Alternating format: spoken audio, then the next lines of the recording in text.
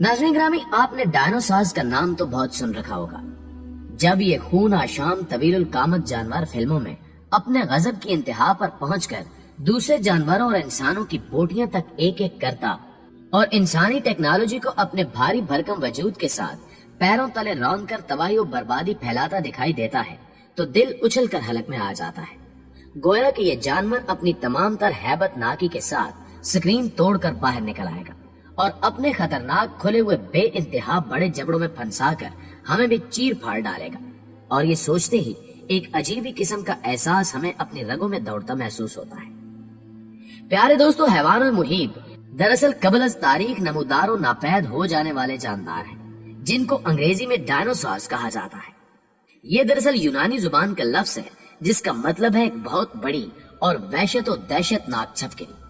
और हैवानुल मुहीब जानवरों के जमाने की इब्तिदा 20 तक 23 करोड़ साल कबल होकर 6 करोड़ 50 लाख साल कबल खत्म हो जाती है।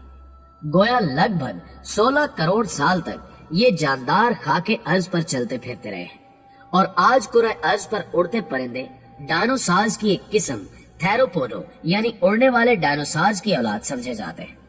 प्यारे दोस्तों, अगर इस कायनात की उम्र का अंदाजा लगाया जाए तो एक अंदाजे के मुताबिक हमारी कायनात 13 अरब 70 करोड़ साल पुरानी है और इस कुरे अर्ज यानी जमीन की पैदाइश 4 अरब 50 करोड़ साल पुरानी है। और इस पैदाइश जमीन के भी 1 अरब साल बाद जमीन को रौनक बख्शने के लिए अल्लाह ने यहाँ जिंदगी पैदा की। अल्लाह ताला ने हर चीज को पानी से तख्लीक किया और फिर तकरीबन 47 करोड़ साल कबल तक जिंदगी मछली वगैरह से मिलते जुलते जानदारों जैसी रही। इसके बाद खुश्की पर भी हशरात नुमा जिंदगी देखी जाने लगी जो खाके अर्ज पर मुख्तलिफ अदवार तय करते हुए कोई 20 करोड़ साल कबल डायनासोर तक पहुंचे। अगर डायनासोर की अकसाम की बात की जाए तो ये रंगो नस्ल और जिसामत के लिहाज से एक दूसरे से बहुत मुख्तलिफ थे। मिसाल के तौर पर टायरानोसॉर्स, ये आमतौर पर गोश्तखोर और बहुत खूनखार जानवर था। इसकी लंबाई 6.1 मीटर थी। इसका वजन 15,000 किलोग्राम था और ये 27 किलोमीटर फी घंटे की रफ्तार से दौड़ा करता था।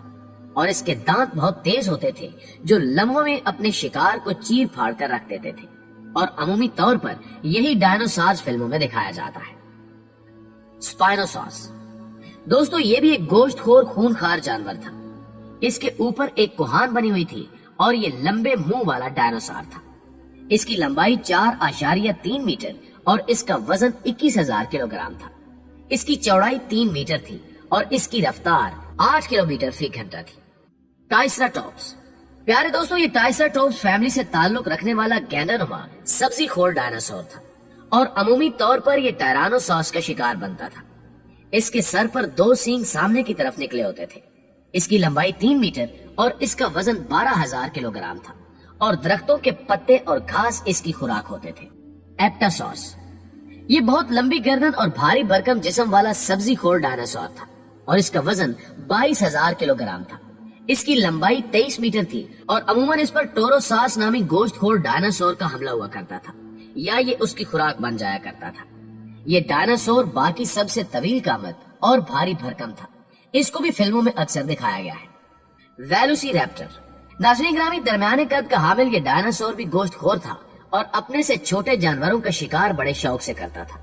इसके दांत बहुत तेज थे। ये बड़ी जल्दी अपने शिकार को चीर फाड़ देता था। इसका वजन 1500 किलोग्राम और इसकी लंबाई 4 मीटर होती थी और ये 64 किलोमीटर फी घंटा की रफ्तार से भागा करता था। स्टेगोसॉर्स, इसका सर और मुंह बहुत छोटा नीचे की तरफ और जिस्म भारी भरकम और कुहान कांटेदार और ऊपर को उठी हुई थी। इसकी खुराक दरख्तों के पत्ते और घास फूस थे। आर्कायोपैट्रिक्स, प्यारे दोस्तों, ये उड़ने वाला परिंदा गोश्तखोर डायनासोर था। इसका वजन 1 किलोग्राम और सर से लेकर दुम तक इसकी लंबाई 51 सेंटीमीटर थी। नाज़रीन ग्रामी, तमाम गोश्तखोर और सब्जीखोर डायनासोर्स ग्रोहों की शक्ल में रहा करते थे और जब ये भागते या ठाड़ते थे तो जमीन को लरजा कर रख देते थे, जिसकी वजह से बकिया तमाम जानवर इनसे किनारा करने में ही अपना भला समझते थे। खैर, अगर इनके नापैद होने की बात की जाए तो माहिरीन इनकी तबाही के 2 पस मंजर बयान करते दिखाई देते हैं। एक राय तो ये है कि कोई बहुत बड़ा शहाब साकिब जमीन से आकर टकराया जिसने इनको जलाकर खाकिस्तर कर दिया اور دوسری رائے یہ ہے کہ ان کی موت کسی نامعلوم جلدی بیماری سے واقع ہوئی، اور اس بیماری سے جو اپنے آپ کو بچانے میں کامیاب ہو گئے، انہوں نے ارتقا کی منازل طے کرتے ہوئے پرندوں کی شکل اختیار کر لی۔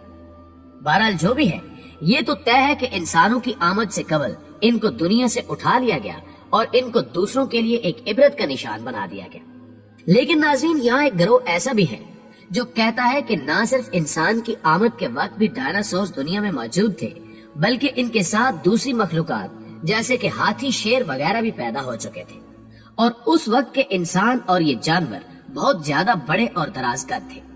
ان جانوروں کے دانت بھی باہر کی طرف نکلے ہوئے تھے، اور وقت گزرنے کے ساتھ ساتھ ان کی تمام ہیئت بدل دی گئی۔